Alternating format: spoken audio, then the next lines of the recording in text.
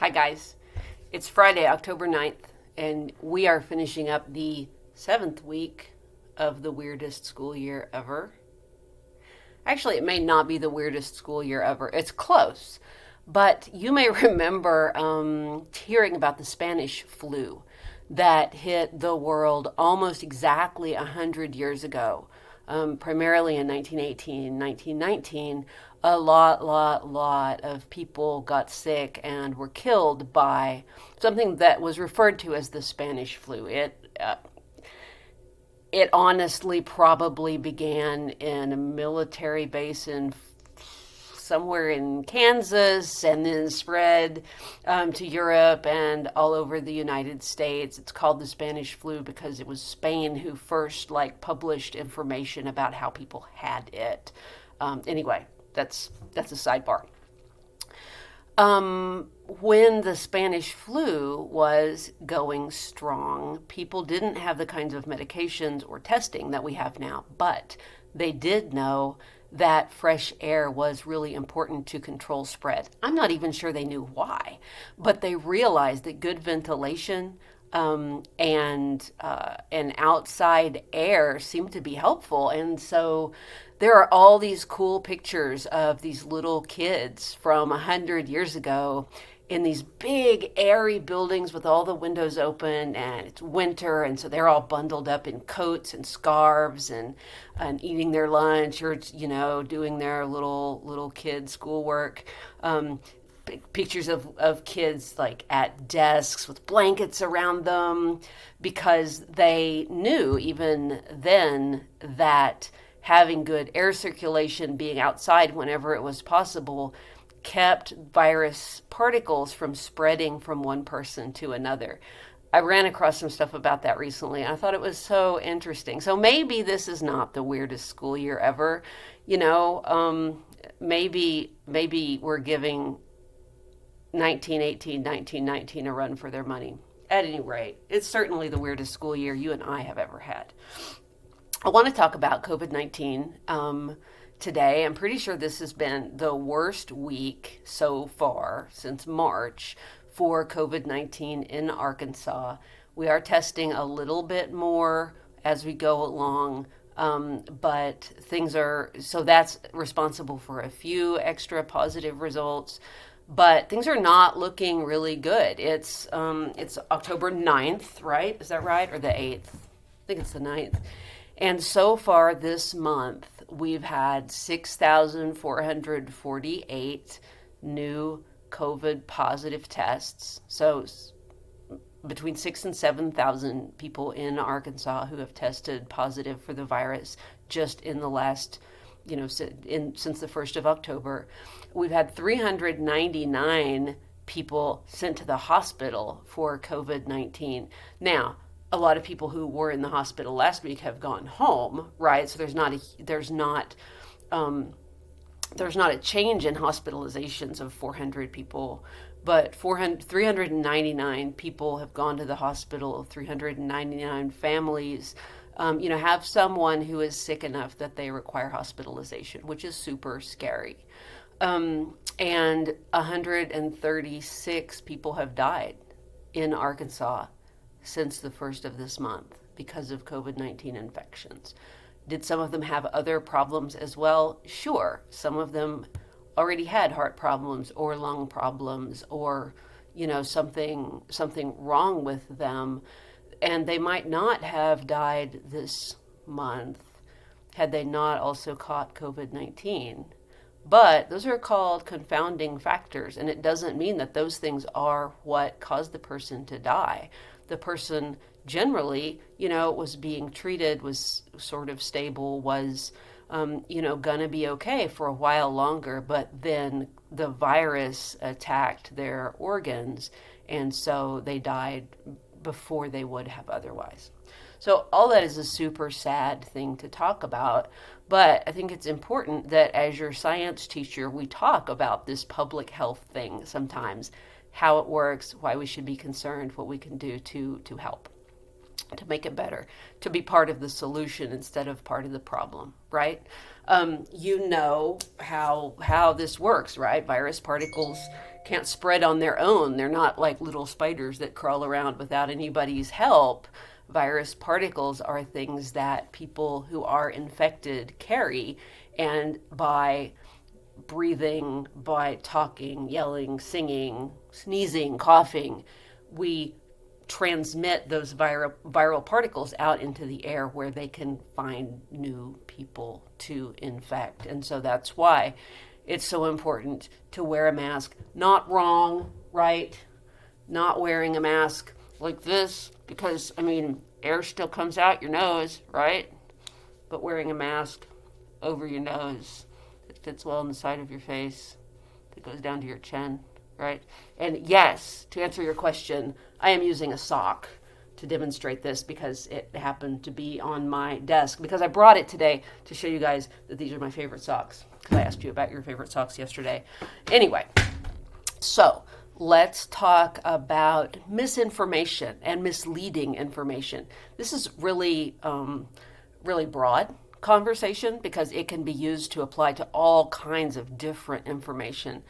But in this case, it's really important that we understand where to get good information about COVID-19 and where to get crap information about COVID-19, right? As you know, it's an election year, and this illness has, and its ramifications have been politicized to an extent that I find amazing. So different political parties and people affiliated with them have made this into a political issue, something to argue about, something to disagree about and fight over.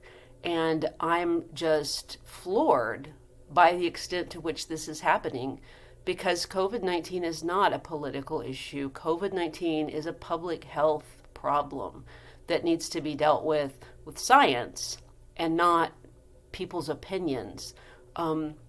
So we're going to talk today briefly about how to be sure we're getting information that's reliable and accurate instead of information that's being used to manipulate us. So there is a poster on in my classroom. It's on the door to the classroom next to me, right? It's talking about spotting bad science. It's a really interesting poster, but it's a little bit detailed, and you may not have read the whole thing. What spotting bad science and being manipulated by news that isn't accurate comes down to is, here, crap.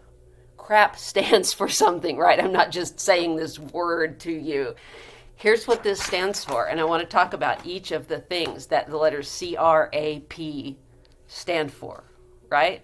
Okay, so the first thing, the thing that starts with C, is that we want to be sure that the information we're getting is current, right?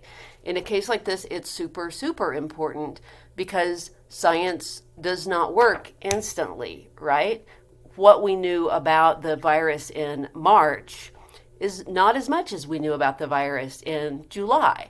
And we know more about it now, right? So if we get information, if we're reading information online or listening to it from friends or whatever, if we are taking in information about the virus that is from April, it may not be the best information. In fact, it's almost certainly not the best information we could get about it. There are some things that we understand in the same way we did then, sure. Like the video I showed you last week about the origins of the virus. That was from the spring, but there hasn't been anything disproving or suggesting that that information isn't accurate anymore. But that's something that I had to be really careful about. I had to think about it. Is this something I should share with my kids or not? Because it may not be current. So we want to be sure when we're taking in information and learning about the virus that what we're reading or hearing is current information, that it reflects the current scientific understanding of the virus and things related to it. Okay, what's R stand for? R stands for reliable. And I have to spell. Reliable. And we could add source to this. It needs to be from a reliable source, right? And we've talked about this before. because this is a true fact in lots and lots of different circumstances, right? We have to know that our information is from an outlet that is reliable. In other words, we're getting information that's reliable from like the websites of worldwide health organizations or or reputable universities, to a great extent from websites with .org behind them, because those are government funded sources.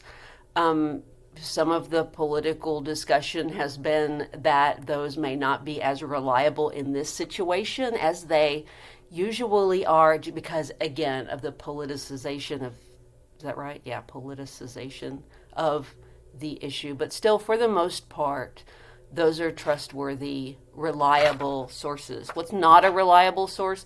Maybe a news organization that we know is super partisan. Maybe our Uncle Frank, right? Who we know may not have a great understanding of science or virology or whatever, right? So, I mean, you're smart people and you understand how to figure out if the source of the information you are looking to is reliable. Okay, so that's CR. What about A? A stands for accurate. Is the information we're looking at accurate? And are we understanding it in an accurate way? Sometimes people will use data that's just crap. Sometimes they will pick and choose, cherry pick their information to try to prove their own point. And that's something that we want to be really, really cautious about. Sometimes people will use accurate information but make graphs that are really misleading because of like how they label the axes or something like that. So we need to be sure that not only the information we're looking at is accurate, but our understanding of it is accurate. That is an important thing to remember. So what about P? P is the last letter here. And P stands for purpose. What is the purpose of the information that you're reading? What were the thoughts behind the person who wrote it or recorded it or whatever? What is the purpose? I wrote that down. What is the purpose? So this applies really a lot to like advertising. Like people will try to give you sort of scientific sounding information or firsthand accounts or reviews or whatever, that may paint a picture that's not completely balanced or accurate because their purpose is to sell you something, right? Like a product that they want you to buy. Or in this particular case, the purpose of the writer or the recorder of the information may have a political agenda. They may want to convince you that you are correct or that you are incorrect.